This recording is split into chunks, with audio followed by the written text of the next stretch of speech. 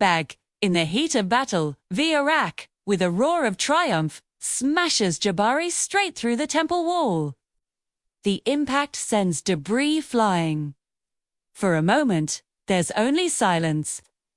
Then, slowly, Jabari rises. His head is bowed, his aura, once a roaring fire, is now just a dim, flickering light. He looks defeated. Viarak lets out a deep, mocking laugh that echoes through the chamber. See? I told you! You cannot control the first flame.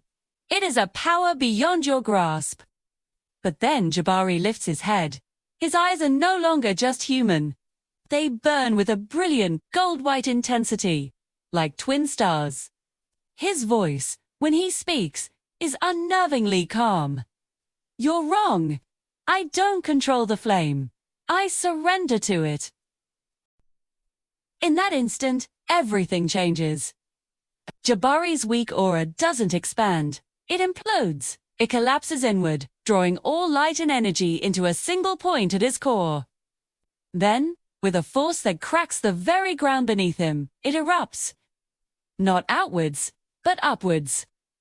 A pillar of pure white gold spirit fire shoots into the sky, a controlled, divine inferno. This isn't the wild, chaotic power from before. This is something new. This is spirit flame mode, ascended. The air itself bends around him, winds spiraling upward into the heavens.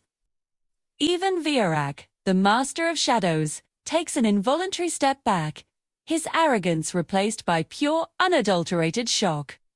His voice is a choked whisper. Impossible! Thought barely leaves his lips before Jabari vanishes. There's no sound, no flash of light. One moment he's there, the next, he's behind Viarak. An intercepting fist, a classic Jeet Kundu strike, connects with blinding speed.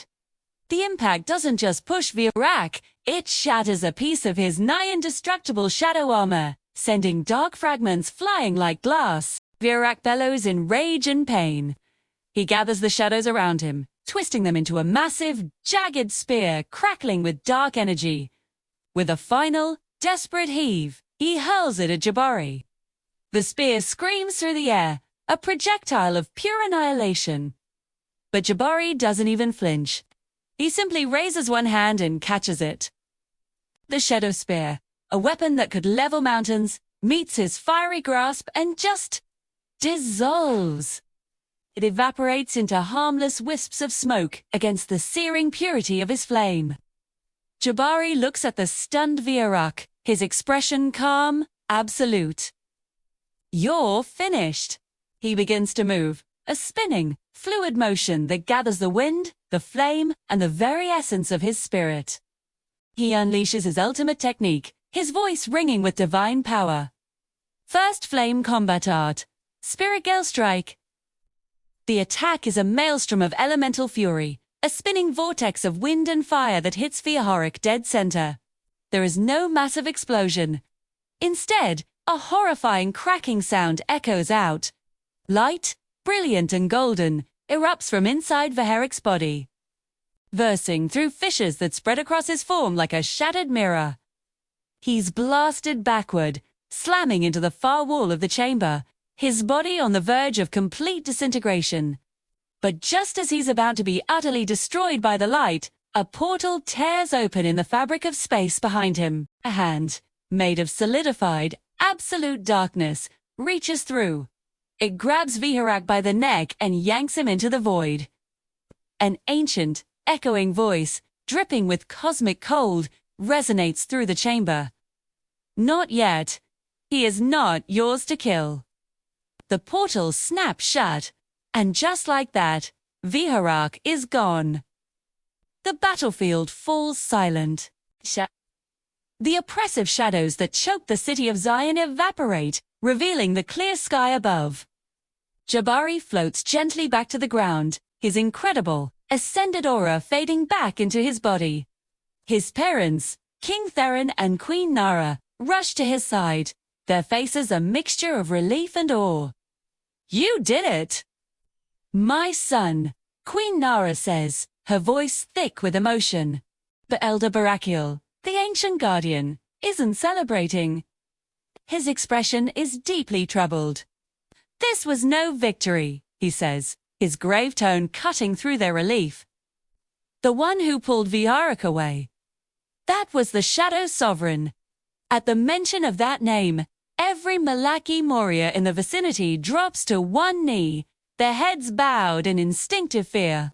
A palpable dread falls over everyone, Barakiel continues, his voice low and heavy with ancient knowledge.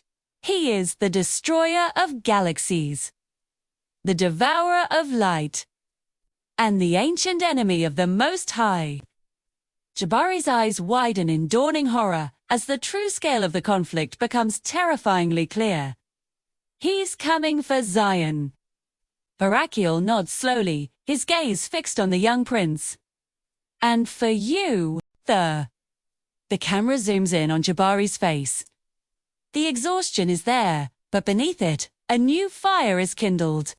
Not of rage, but of grim, unshakable determination.